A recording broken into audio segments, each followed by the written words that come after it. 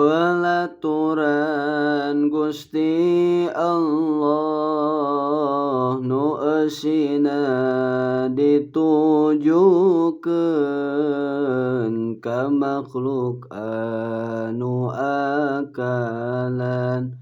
Akal taya kacacadan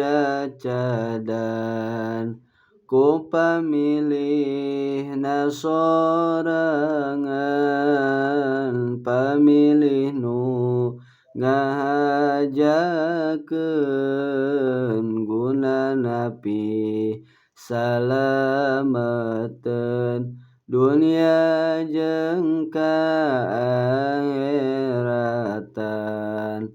Maslahat nu kahijina keur mereskeun akidahna nya datang ajaranana.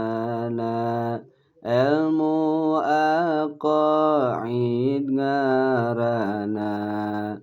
Maslahat nu kaduana mereskeun cara baktina pribadi ka Pangerana. Rubul ubudiyah ngaranna.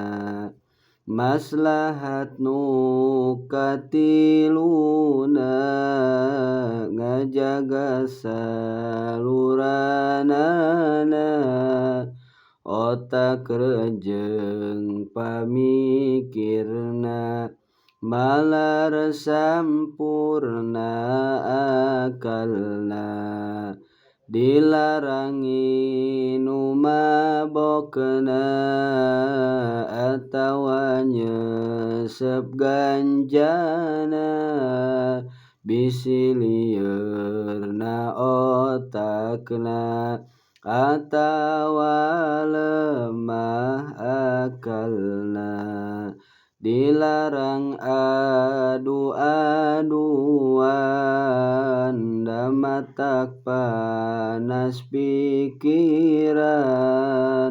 Matak panik kana angeun akhirna jadi suniweun.